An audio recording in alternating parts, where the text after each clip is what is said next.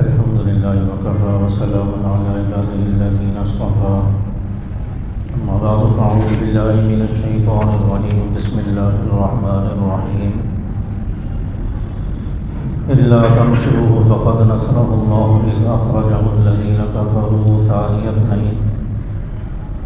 اثنين إذ هما في الغار إذ يقول لصاحبه لا تحزن إن الله معنا صدق الله مولانا العظيم.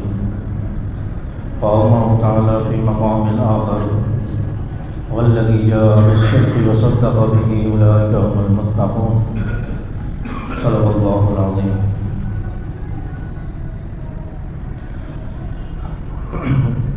جیسا کہ آپ کے علم میں ہے کہ کل بروز 22 جمادی الثانی ہے اور 22 جمادی الثانی خلیفہ اول سسر رسول خال المسلمین وارث مصلی رسول حضرت سیدنا ابوبکر صدیق رضی اللہ تعالیٰ عنہ کا یوم وفات ہے، اور حضرت ابوبکر صدیق رضی اللہ تعالیٰ عنہ کی شخصیت کو خراج تحسین پیش کرنے کے لیے مختلف قسم کے پروگرام اور مختلف قسم کے سیمینار اور محافل میں حضرت ابوبکر صدیق رضی اللہ تعالیٰ عنہ کی منقبت، فضیلت، عظمت بیان کی جا رہی ہے۔ تو اسی حوالے سے آپ حضرات کے سامنے چند باتیں رکھوں گا۔ اللہ تبارک و تعالیٰ سے دعا ہے کہ وہ مجھے صحیح بیان کرنے کی توفیق عطا فرمائے، جو کچھ سنایا جائے اللہ پاک اس پر عمل کرنے کی توفیق عطا فرمائے۔ حضرت ابوبکر صدیق رضی اللہ تعالیٰ عنہ وہ عظیم شخصیت ہے جو سب سے پہلے مسلمان ہوئے، سب سے پہلے نبی کا کلمہ پڑھا، اور آپ صلی اللہ علیہ وسلم کے جانثار ساتھی بن گئے۔ ہر موقع پر آپ صلی اللہ علیہ وسلم کا ساتھ دیا ہے، مشکل سے مشکل حالات ہوں، پریشان کن حالات ہوں، آپ صلی اللہ علیہ وسلم کے سامنے دشمنان اسلام ہوں اور وہ آپ پر حملہ آور ہوں تو حضرت ابوبکر صدیق رضی اللہ تعالیٰ عنہ آپ کے سامنے ڈھال بنے، اور سارے بار حضرت ابوبکر صدیق رضی اللہ تعالیٰ عنہ نے اپنے جسم پر برداشت کیے۔ اور یہی موقع ہے کہ ایک مرتبہ آپ صلی اللہ علیہ وسلم کے ساتھ حضرت ابوبکر صدیق رضی اللہ تعالیٰ عنہ بھی تھے کہ حضرت ابوبکر صدیق رضی اللہ تعالیٰ عنہ اور آپ صلی اللہ علیہ وسلم دونوں ساتھ جا رہے ہیں۔ مشرکین نے، کفار نے آپ صلی اللہ علیہ وسلم پر حملہ کیا، حضرت ابوبکر صدیق رضی اللہ تعالیٰ عنہ نے دفاع کیا، اور حضرت ابوبکر صدیق رضی اللہ تعالیٰ عنہ کو کفار نے بہت مارا، بہت تشدد کیا، یہاں تک کہ آپ بے ہوش ہو گئے۔ آپ کو گھر لے جایا گیا۔ جب ہوش آیا تو آپ کی والدہ آپ کو دودھ پیش کرنے لگی۔ حضرت ابوبکر صدیق رضی اللہ تعالیٰ عنہ نے فرمایا کہ مجھے ابھی دودھ کی ضرورت نہیں ہے، پہلے مجھے یہ بتاؤ کہ میرے معبود محمد رسول اللہ صلی اللہ علیہ وسلم کا کیا حال ہے۔ چاچا بتایا گیا اور کہنے لگے کہ مجھے میرے نبی کے پاس لے چلو، مجھے اور کچھ نہیں چاہیے۔ تو اس طرح کی سچی محبت ہے، اس طرح کی سچی لگن ہے۔ اور حضرت ابوبکر صدیق رضی اللہ تعالیٰ عنہ کے متعلق آپ صلی اللہ علیہ وسلم نے فرمایا کہ افضل البشر بعد الانبیاء، انبیاء کے بعد تمام انسانوں میں اگر کسی کا مقام بلند ہے، کسی کا مقام اگر اونچا ہے تو وہ ابوبکر صدیق رضی اللہ تعالیٰ عنہ ہے۔ اور حضرت ابوبکر صدیق رضی اللہ تعالیٰ عنہ کے متعلق آپ صلی اللہ علیہ وسلم نے یہ بھی فرمایا کہ میں سب لوگوں کے بدلے احسانات کا بدلہ چکا ہوں، ابوبکر صدیق رضی اللہ تعالیٰ عنہ کے احسانات کا بدلہ میں نہیں چکا سکا۔ ابوبکر صدیق رضی اللہ تعالیٰ عنہ کو بدلہ کل قیامت کے دن رب العالمین دیں گے۔ اور حضرت ابوبکر صدیق رضی اللہ تعالیٰ عنہ وہ صحابی ہیں جن کو دنیا میں ہی نبی نے جنت کی بشارت سنائی۔ عشرہ مبشرہ 10 صحابہ، ان 10 صحابہ کے اندر پہلا نمبر ابوبکر صدیق رضی اللہ تعالیٰ عنہ کا ہے تو دنیا میں ہی جنت کی بشارت مل گئی۔ آج کسی کو دنیا میں یہ کہہ دیا جائے کہ تو پکا جنتی ہے اور جنتی ہونے کی بشارت مل جائے، وہ کتنا خوش ہوگا اور پورے نہیں سمجھے گا، لوگوں کو بتائے گا کہ میں تو جنتی ہوں، مجھے بشارت مل گئی ہے۔ ابو بکر صدیق تو وہ انسان ہیں جن کو دنیا میں جنت کی بشارت مل گئی، اور جنت کی بشارت ملنے کے بعد بھی حضرت ابو بکر صدیق رضی اللہ تعالیٰ عنہ آخرت کے خوف سے، قیامت کے ڈر سے اتنا روتے آپ کی داڑھی تر ہو جاتی ہے۔ ایک چڑیا کو وہ پانی میں کھیلتا ہوا دیکھتے ہیں اور کہتے ہیں کہ کاش میں بھی چڑیا ہوتا، مجھ سے قیامت کے دن کوئی حساب نہ لیا جاتا، مجھ سے پوچھ نہ ہوتی، میں بغیر حساب کتاب کے جنت میں چلا جاتا۔ اس طرح آخرت سے خوف کھا رہے ہیں۔ آخرت کا خوف اس طرح ہے، جنت کی بشارت مل جانے کے بعد بھی آخرت کا خوف ہے۔ آج کسی کو ایک خواب آ جائے اور کوئی اچھی خوشخبری مل جائے تو انسان خوش ہو جاتا ہے اور اس کی نیکیوں میں بھی کمی آنا ہو جاتی ہے کہ میں تو خوش نصیب ہو ہی گیا، مجھے تو جنت کی بشارت مل ہی گئی۔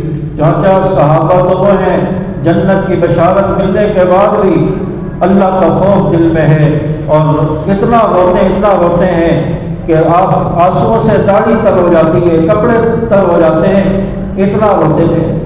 تو حضرت بکر صدیق رضی اللہ تعالیٰ عنہ جنتی صحابہ میں ان کا شمار ہوتا ہے، اور حضرت بکر صدیق رضی اللہ تعالیٰ عنہ عرب کے بہت بڑے تاجروں میں شمار ہوتے تھے، کپڑے کے بہت بڑے تاجر تھے اور ہزاروں درہم کے مالک تھے، مالدار سمجھے جاتے تھے۔ اور حضرت بکر صدیق رضی اللہ تعالیٰ عنہ نے اپنا سارا مال آپ صلی اللہ علیہ وسلم پر لٹا دیا، آپ صلی اللہ علیہ وسلم کی جھولی میں لا کے ڈال دیا۔ آپ صلی اللہ علیہ وسلم نے تبوک کے موقع پر اعلان فرمایا کہ کون ہے جو اسلام کے لیے، جہاد کے لیے فنڈ دے گا، چندہ دے گا، اپنا مال دے گا۔ حضرت بکر صدیق رضی اللہ تعالیٰ عنہ گھر گئے اور گھر سے سارا مال لا کر نبی کے قدموں میں ڈال دیا، یہاں تک کہ فرماتے ہیں، عائشہ فرماتی ہے کہ آپ صلی اللہ حضرت بکر صدیق رضی اللہ تعالیٰ عنہ دیواروں پر سوئیاں ہاتھ پھیر کر دیکھ رہے ہیں، کیونکہ کچی دیواریں ہوتی تھی، لوگ سوئیاں اور اس قسم کی چیزیں دیواروں پہ رکھ دیا کرتے تھے، دیواروں پہ ابو بکر صدیق رضی اللہ تعالیٰ عنہ ہاتھ پھیر رہے ہیں۔ اما عائشہ پوچھتی ہیں، ابا جی آپ کیا کر رہے ہیں، کیا دیکھ رہے ہیں؟ فرمانے لگے، میں سوئی یہاں میں نے رکھی تھی، وہ سوئی تلاش کر رہا ہوں، وہ سوئی بھی میں آپ صلی اللہ علیہ وسلم کے جھولی میں جا کر ڈال دوں، کوئی چیز میرے گھر میں باقی نہ رہے۔ اور یہ ابو بکر صدیق ہے جنہوں نے اپنا سارا مال نبی پر قربان کر دیا۔ حضرت ابو بکر صدیق رضی اللہ تعالیٰ عنہ جب نبی کے پاس آئے، آپ نے پوچھا، ابو بکر کیا لائے ہو؟ فرمانے لگے، یا رسول اللہ میں اپنے گھر کا سارا مال لے کر آ گیا ہوں، اللہ اس کے رسول کے سوا کچھ بھی گھر میں نہیں چھوڑا، اللہ اس کے رسول کے نام کو چھوڑ آیا۔ یہاں پر ایک بات یہ بھی ذہن میں رکھیں، بعض مشرکین کہتے ہیں کہ دیکھو نبی ابو بکر نے کہا کہ میں گھر میں نبی کو اور اللہ کو اور نبی کو چھوڑ کر آیا ہوں، تو نبی ہر جگہ حاضر ہے۔ بھئی یہاں پر نبی کو چھوڑ کر نہیں آئے، نبی کے نام کو چھوڑ کر آئے۔ نبی بنفس نفیس جسم کے ساتھ ایک جگہ موجود ہونا وہ الگ بات ہے، نام ہونا وہ الگ بات ہے۔ آج ہم نبی کا ذکر کر رہے ہیں تو کیا نبی یہاں پر موجود ہے؟ تو نبی کا نام، اللہ کا نام چھوڑ کر آیا ہوں، اس کے سوا کچھ نہیں چھوڑ کر آیا۔ تو حضرت ابو بکر صدیق رضی اللہ تعالیٰ عنہ نے فرمایا، یا رسول اللہ میں اللہ اس کے رسول کا نام چھوڑ کر آیا ہوں، باقی سب کچھ لا کر آپ کے سامنے رکھ دیا ہے۔ یہ ابو بکر صدیق رضی اللہ تعالیٰ عنہ ہے۔ اور حضرت ابو بکر صدیق رضی اللہ تعالیٰ عنہ آپ صلی اللہ علیہ وسلم کے سفر حضر کے ساتھی ہیں۔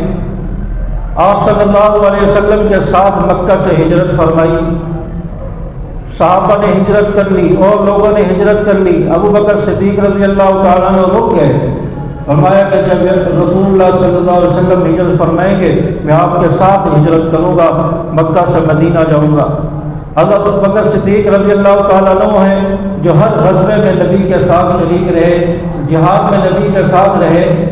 تقریباً 28 کے قریب غزوات ہیں جس میں آپ صلی اللہ علیہ وسلم خود شریک ہوئے اور خود لڑائیوں میں حصہ لیا، اس میں ابو بکر صدیق رضی اللہ تعالیٰ عنہ بھی آپ صلی اللہ علیہ وسلم کے ساتھ شریک رہے، اور حضرت ابو بکر صدیق رضی اللہ تعالیٰ عنہ مشکل حالات میں نبی کے ساتھ رہے، مشکل حالات میں نبی کا دفاع کیا۔ حضرت ابو بکر صدیق رضی اللہ تعالیٰ عنہ انہوں نے نبی پر کوئی آنچ نہیں آنے دی، کوئی تکلیف نہیں آنے دی۔ ایک موقع پر مشرکین مکہ نے، کفار نے آپ صلی اللہ علیہ وسلم کو قتل کرنے کا منصوبہ بنا لیا، آج رات کو نبی کو معاذ اللہ قتل کر دیا جائے گا۔ دارالندوہ کے اندر انہوں نے میٹنگ بلائی، اجلاس بلایا، اس میں سارے قبائل کو جمع کیا، بڑے بڑے سرداروں کو جمع کیا کہ نبی کو قتل کرنا ہے، قصہ ختم کرنا ہے، کیسے کیا جائے۔ چاچا مشورہ دیتے رہے کہ فلاں آدمی جا کے قتل کر دے، فلاں قتل کر دے۔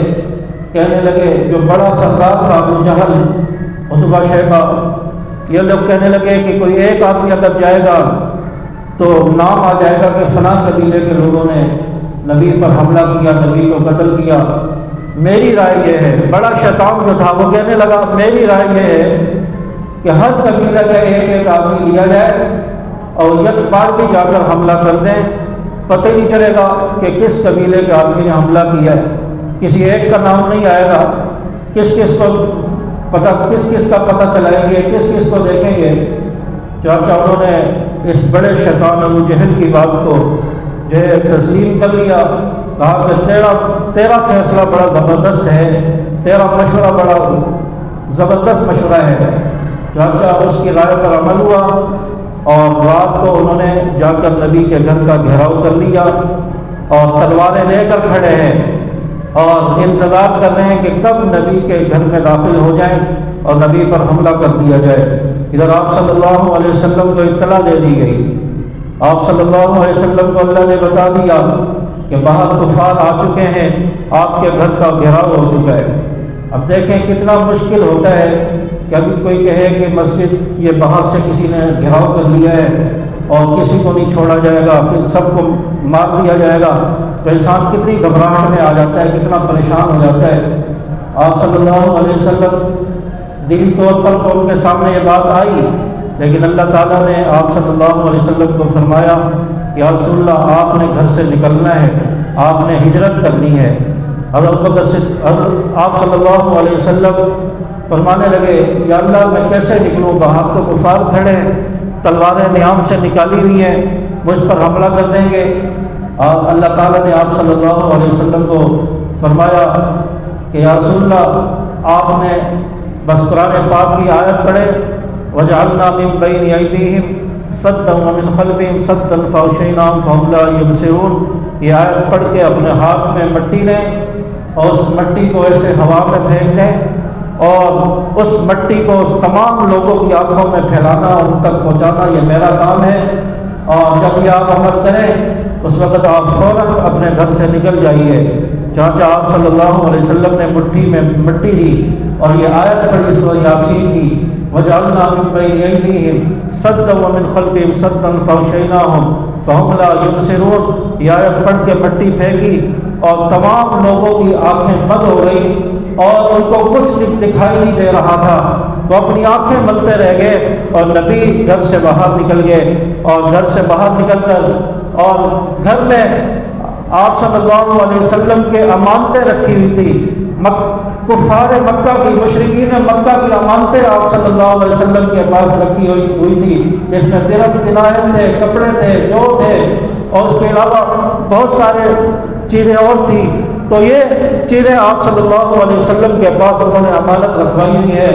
آپ صلی اللہ علیہ وسلم کو اللہ تعالیٰ نے حکم دیا کہ آپ حضرت علی رضی اللہ تعالیٰ عنہ کو اپنے بستر پر سلائیں اور امانتیں حضرت علی رضی اللہ تعالیٰ عنہ کے حوالے کر دیں۔ آپ صلی اللہ علیہ وسلم نے حضرت علی رضی اللہ تعالیٰ عنہ کو اپنے بستر پر سلا دیا اور حضرت علی رضی اللہ تعالیٰ عنہ بھی مزے سے سو گئے۔ یہ نہیں کہا کہ یا رسول اللہ باہر تو دشمن ہے، وہ تو گھر میں داخل ہونے کے لیے تیار کھڑے ہیں، مجھے قتل کر دیں گے، یہ بھی نہیں کہا۔ آپ صلی اللہ علیہ وسلم نے حکم دیا، حضرت علی رضی اللہ تعالیٰ عنہ سو گئے اور مطمئن سوئے، اطمینان کے ساتھ سوئے. اور حضرت علی رضی اللہ تعالیٰ عنہ کہتے ہیں کہ مجھے اتنی نیند پہلے کبھی نہیں آئی جو یہاں پر آئی ہے، جو آج رات مجھے نیند آئی ہے. چاچا حضرت ابو بکر صدیق رضی اللہ تعالیٰ عنہ فرماتے ہیں کہ مجھے اتنی گہری نیند آئی اور میں اطمینان کے ساتھ سویا ہوں. اطمینان کے ساتھ اس لیے سویا کہ مجھے پتہ تھا کہ نبی یہاں سے ابو بکر صدیق رضی اللہ تعالیٰ عنہ کے گھر گئے، کسی عام آدمی کے گھر پہ نہیں گئے. ابو بکر صدیق رضی اللہ تعالیٰ عنہ کے گھر گئے ہیں جو آپ کے وفادار ساتھی ہیں. چاچا میں اس لیے اطمینان کے ساتھ سویا ہوں، جب نبی ابو بکر کے پاس چلے گئے تو اب میں بے خوف ہو گیا، بے خوف و خطر سویا ہوں کہ اب نبی کو نقصان نہیں پہنچ سکتا، ابو بکر دفاع کر لے گا. چاچا حضرت علی رضی اللہ تعالیٰ عنہ کو سلایا. وہ جو امانتیں آپ صلی اللہ علیہ وسلم کے پاس رکھی تھی ان امانتوں کو حضرت علی رضی اللہ تعالیٰ عنہ کے حوالے کیا، حضرت علی رضی اللہ تعالیٰ عنہ کے سپرد کیا. اور حضرت علی رضی اللہ تعالیٰ عنہ کو اس قابل سمجھا اور یہ سمجھا کہ وہ امانتوں کا دفاع کریں گے، امانتوں کی حفاظت کریں گے، کیونکہ امانتیں نبی کے پاس ہیں. اگر ان امانتوں میں خیانت ہو جاتی ہے، امانت ضائع ہو جاتی ہے تو نبی پر آنچ آئے گی، لوگ نبی کو برا بھلا کہیں گے، نبی پر انگلی اٹھے گی. تو اس لیے نبی پر بھی انگلی نہیں اٹھنی چاہیے. چنانچہ امانتیں ضائع ہونے سے نبی نے بچائی. اگر امانتیں ضائع ہو جاتی ہیں کفار پروپیگنڈا شروع کر دیں گے، کفار نبی پر الزام شروع کر دیں گے، ہماری امانتیں کھا گیا، محمد ہماری امانتیں لے کے چلا گیا، ہماری امانتوں میں خیانت کر گیا. چنانچہ نبی نے اپنا بھی دفاع کرنا ہے، امانتوں کی بھی حفاظت کرنی ہے. چنانچہ حضرت علی رضی اللہ تعالیٰ عنہ کے صحبت حضرت علی رضی اللہ تعالیٰ عنہ کے صحبت آپ صلی اللہ علیہ وسلم نے امانتیں دی اور آپ صلی اللہ علیہ وسلم تشریف لے گئے. اب دیکھیں یہاں پر ایک پوائنٹ کی بات ہے کہ حضرت علی رضی اللہ تعالیٰ عنہ گھر میں ہیں، آپ صلی اللہ علیہ وسلم بھی تھے اور آپ صلی اللہ علیہ وسلم گھر سے روانہ ہو گئے.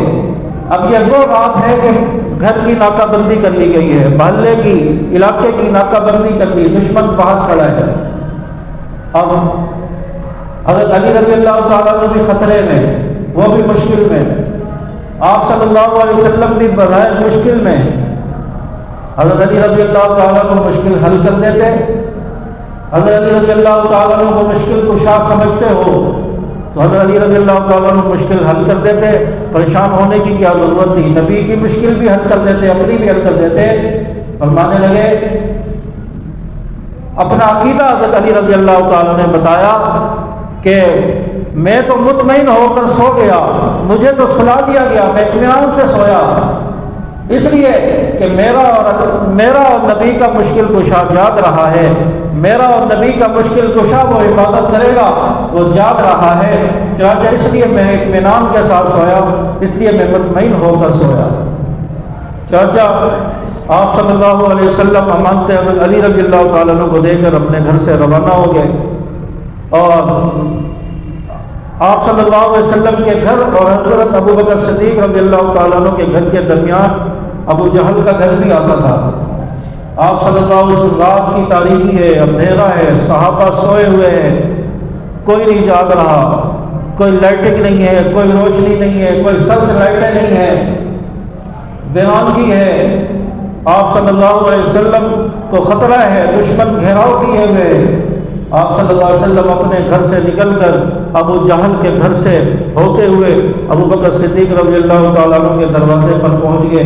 آپ صلی اللہ علیہ وسلم نے ابو بکر صدیق رضی اللہ تعالیٰ عنہ کے دروازے پر دستک دی. ابو بکر صدیق رضی اللہ تعالیٰ عنہ نے بغیر پوچھے دروازہ کھول دیا. آپ صلی اللہ علیہ وسلم نے فرمایا، ابو بکر آپ نے پوچھے ہی نہیں دروازے پر کون ہے، بغیر پوچھے دروازہ کھول دیا. کہنے لگے، اگر دروازے پر دستک دینے کے جو آواز ہے اس کو ابو بکر نہ سمجھے تو کون سمجھے گا؟ دروازے کی دستک کو یاد نہ سمجھے تو کون سمجھے گا؟ چنانچہ میں آپ نے دستک دینے کے انداز سے سمجھ گیا کہ نبی دروازے پر آئے ہیں. چنانچہ ابو بکر نے دروازہ کھول دیا. آپ صلی اللہ علیہ وسلم نے فرمایا، ابو بکر چلو آج چلنا ہے، آج دشمن ہمارے پیچھے ہے، چلو۔ ابو بکر صدیق رضی اللہ تعالیٰ عنہ فرمانے لگے یا رسول اللہ چلے، میں بھی تیاری میں تھا، میں بھی انتظار کر رہا تھا، کیونکہ آپ صلی اللہ علیہ وسلم نے کچھ دن پہلے ابو بکر رضی اللہ تعالیٰ عنہ کو بتا دیا تھا کہ ہم نے نکلنا ہے، چلنا ہے رات کے وقت۔ چاچا میں اس دن سے انتظار میں تھا کہ کب نبی میرے دروازے پر آئیں گے اور ہم دونوں ساتھ چلیں گے۔ چاچا میں تو تیاری میں ہوں۔ آپ صلی اللہ علیہ وسلم کو ابو بکر صدیق رضی اللہ تعالیٰ عنہ نے اپنے ساتھ لیا اور روانہ ہو گئے محفوظ جگہ پر، غار کی طرف روانہ ہوئے۔ اس وقت چونکہ کچا علاقہ تھا، ریت والا علاقہ تھا، جو بھی زمین پر چلتا تھا اس کے قدموں کے نشان زمین پر لگتے تھے۔ چاچا ابو بکر صدیق رضی اللہ تعالیٰ عنہ بھی آپ صلی اللہ علیہ وسلم بھی دونوں ساتھ جا رہے ہیں، قدموں کے نشان زمین پر لگتے چلے جا رہے ہیں، قدموں کے نشان لگتے چلے جا رہے ہیں۔ آپ صلی اللہ علیہ وسلم کو کچھ آگے جا کر ابو بکر صدیق رضی اللہ تعالیٰ عنہ نے اپنے کندھوں پر بٹھا لیا۔ دیکھیں ابو بکر صدیق رضی اللہ تعالیٰ عنہ نے اپنے کندھوں پر نبی کو بٹھایا۔ اب آپ صلی اللہ علیہ وسلم کے قدم نبی کے ابو بکر صدیق کے کندھوں پر لگ رہے۔ اب یہ منظر دیکھ کر بھی یہ بتایا گیا کہ ابو بکر خلیفہ بلا فصل ہے۔ دیکھو درمیان میں کوئی فاصلہ نہیں ہے، نیچے قدم ابو بکر کے لگ رہے، اوپر سر نبی کا نظر آ رہا ہے۔ یہ منظر دیکھ کر بتایا اور لوگوں کو سمجھایا کہ ابو بکر صدیق رضی اللہ تعالیٰ عنہ خلیفہ بلا فصل ہے۔ ابو بکر رضی اللہ تعالیٰ عنہ نبی کے بعد خلیفہ بنے، پہلے خلیفہ حضرت ابو بکر صدیق رضی اللہ تعالیٰ عنہ ہے۔ چاچا ابو بکر صدیق رضی اللہ تعالیٰ عنہ نے آپ کو کندھوں پر بٹھا لیا۔ اب کفار نے جب دیکھا وہ یہ سمجھتے رہے کہ گھر میں تو آپ صلی اللہ علیہ وسلم سو رہے ہیں، نبی سو رہے ہیں۔ چاچا جب رات کو گھر میں داخل ہوئے دیکھا تو وہ تو حضرت علی رضی اللہ تعالیٰ عنہ ہے، نبی تو گھر میں ہے ہی نہیں۔ وہ علی کو نبی سمجھتے رہے، پوری رات باہر کھڑے رہے، دروازے سے جھانکتے رہے اور حضرت علی رضی اللہ تعالیٰ عنہ کو نبی سمجھتے رہے۔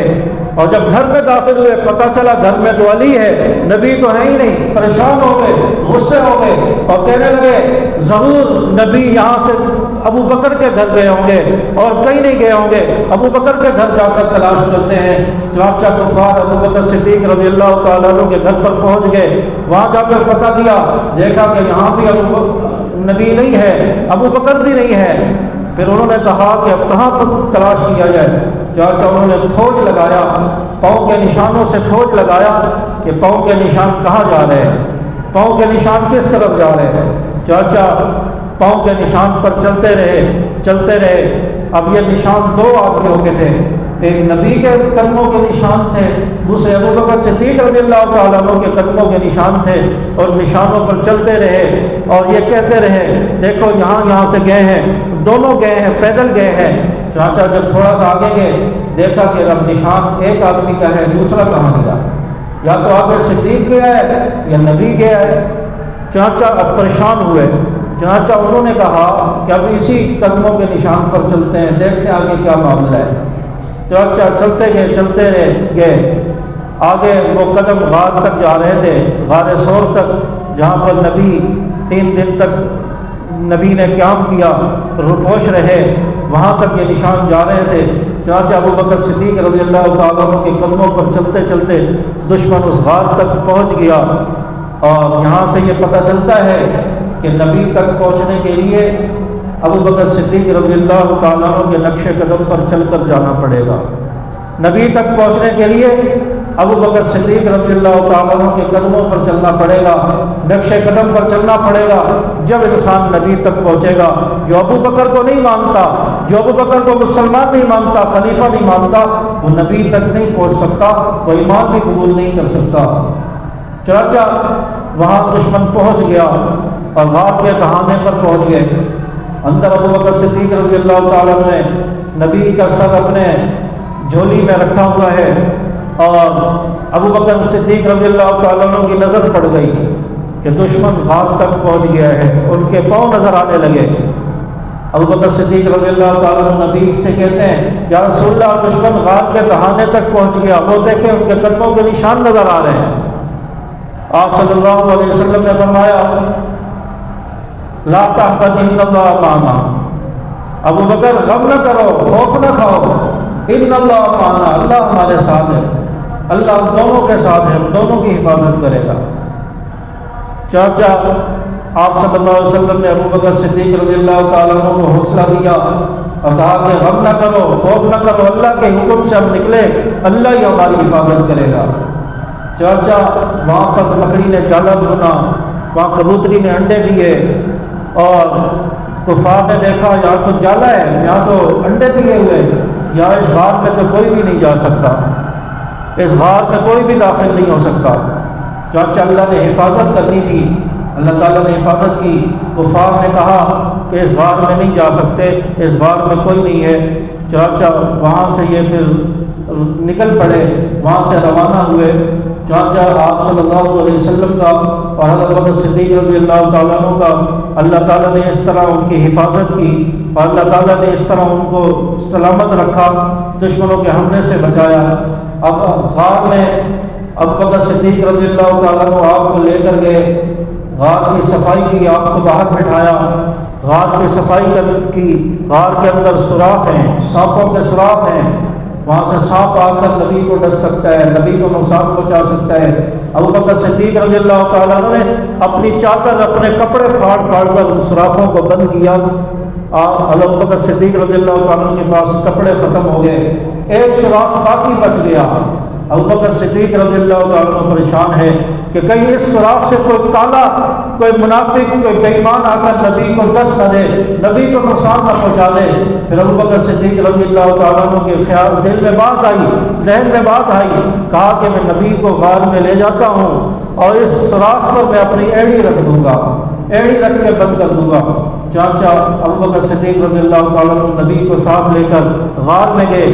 نبی آپ رضی اللہ تعالیٰ عنہ ابو بکر صدیق رضی اللہ تعالیٰ عنہ کی گود میں سر مبارک رکھ کے آرام فرما رہے ہیں۔ آپ کو نیند آ جاتی ہے، اتنے میں وہ کالا بھی آ جاتا ہے، وہ کالا ناگ بھی آ جاتا ہے، وہ ابو بکر صدیق رضی اللہ تعالیٰ عنہ کی ایڑی پر ڈس لیتا ہے، ڈنگ مارتا ہے، لیکن ابو بکر صدیق رضی اللہ تعالیٰ عنہ اس کا ڈنگ برداشت کرتے ہیں، تکلیف برداشت کرتے ہیں، نبی کو نہیں جگاتے، نبی کو نہیں اٹھاتے کہ میرے محبوب کی نیند میں خلل نہ واقع ہو جائے، نیند خراب نہ ہو جائے۔ ابو بکر صدیق رضی اللہ تعالیٰ عنہ اس کا ڈنگ برداشت کرتے رہے، تکلیف برداشت نہ ہوئی، آنکھوں سے آنسو نکل آئے، آنکھوں سے آنسو نکلے اور وہ نبی کے چہرے انور پر گرے۔ کسی کا آنسو اس کے چہرے پر گرتا ہے، کپڑوں پر گرتا ہے، کسی کا آنسو قرآن پر گر جاتا ہے، لیکن ابو بکر صدیق وہ عظیم صحابی ہے جس کا آنسو نبی کے چہرے مبارک پر گرا، جس کی قسم نبی نے بس زحا کہہ کر قرآن میں کھائی ہے، اس چہرے پر ابو بکر صدیق رضی اللہ تعالیٰ عنہ کا آنسو گرا اور آپ صلی اللہ علیہ وسلم کی آنکھ کھل جاتی ہے۔ پوچھتے ابو بکر روتے کیوں ہو؟ فرمانے لگے یا رسول اللہ کالے نے ڈنگ مار لیا ہے، کالے نے ڈس لیا، اس کی تکلیف سے میری آنکھوں سے آنسو نکل رہے۔ ابو بکر صدیق رضی اللہ تعالیٰ عنہ سے آپ صلی اللہ علیہ وسلم نے فرمایا ابو بکر اپنا پاؤں ادھر کرو، اپنی ایڑی ادھر کرو۔ آپ صلی اللہ علیہ وسلم نے اپنا لعاب نکالا اور وہ ابو بکر صدیق رضی اللہ تعالیٰ عنہ کی ایڑی پر لگا دیا اور ابو بکر صدیق رضی اللہ تعالیٰ عنہ کے ایڑی سے وہ سانپ کا زہر اور وہ ڈنگ کا اثر، وہ تکلیف ختم ہو گئی، جیسے کچھ ہوا ہی نہیں ہے۔ تو یہ ابو بکر صدیق رضی اللہ تعالیٰ عنہ جو نبی کو اپنے ساتھ لے کر جا رہے ہیں، نبی کے لیے ڈنگ برداشت کر رہے ہیں، نبی کے لیے تکلیف برداشت کر رہے ہیں، لیکن نبی کو تکلیف نہیں آنے دے رہے۔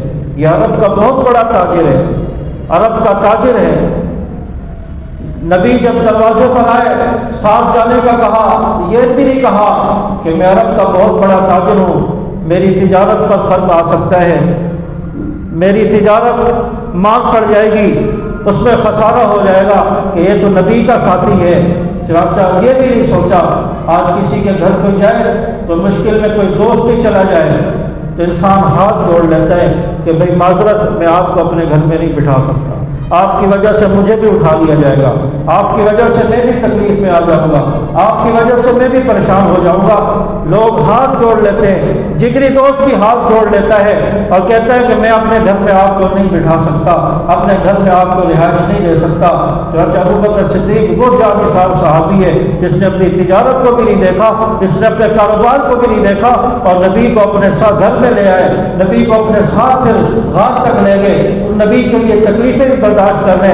और ये अबू बकर सिद्दीक रज़ी अल्लाह तआला और यही अबू बकर सिद्दीक रज़ी अल्लाह तआला जो नबी के बाद खलीफा बिला फसल बने, नबी के बाद खलीफा बने।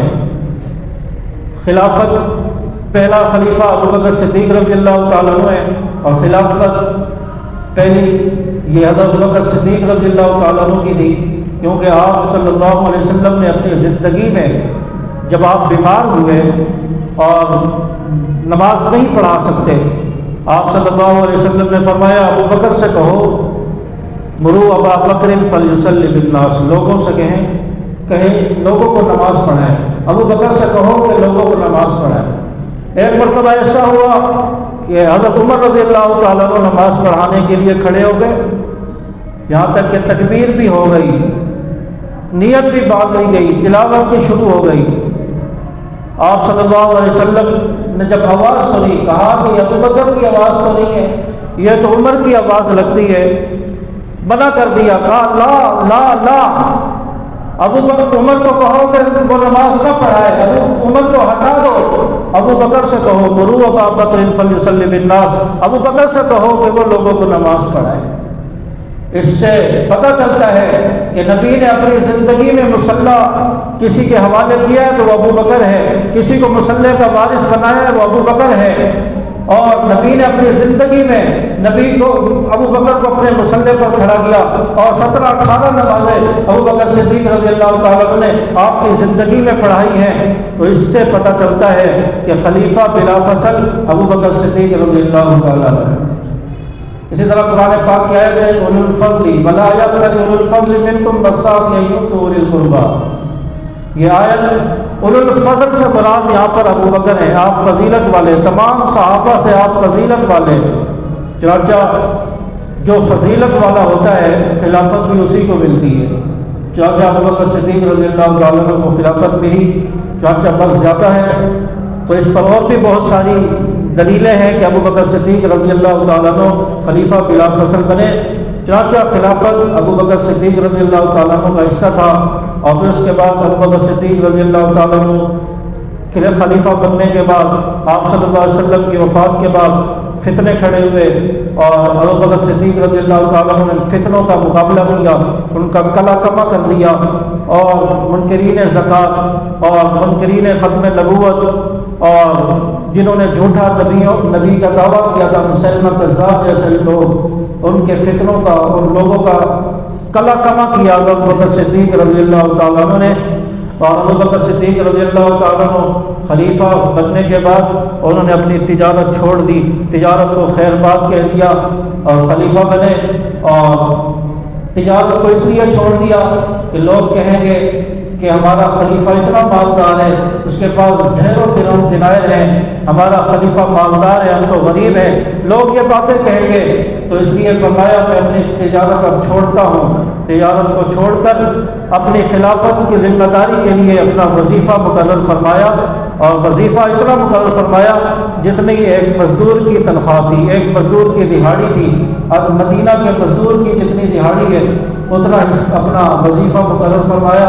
लोगों ने कहा, उमर रज़ियल्लाहु तआला अन्हु ने कहा अबू बकर इस मज़दूर की दिहाड़ी में, उसकी रकम में, उसकी मजदूरी में आपका गुजारा कैसे होगा? फरमाने लगे अगर उसका गुजारा नहीं होगा तो मैं मज़दूर की मजदूरी को बढ़ा दूँगा। चनाचा ये थोड़ा सा मुआवजा अबू बकर सिद्दीक रज़ियल्लाहु तआला ने मुकर्रर किया, उससे अपनी बसर औकात करते। और ये हज़रत अबू बकर सिद्दीक रज़ियल्लाहु तआला है जिनकी वफ़ात 22 जमादुल सानी है और कल 22 जमादुल सानी है। और इंशाअल्लाह इस पर जुलूस भी हमारी तरफ से निकलेगा लसवेला से मगार कायद तक, टावर तक। इंशाअल्लाह उसमें भी शिरकत करें और अपने बच्चों को भी बताएं कि अबू बकर सिद्दीक रज़ियल्लाहु तआला अन्हु हैं कौन। अबू बकर सिद्दीक रज़ियल्लाहु तआला अन्हु वो है जिन्होंने सबसे पहले नबी का कलमा पढ़ा। अबू बकर वो है जो सबसे पहले मुसलमान हुए। अबू बकर सिद्दीक वो है जो पहले खलीफा बने।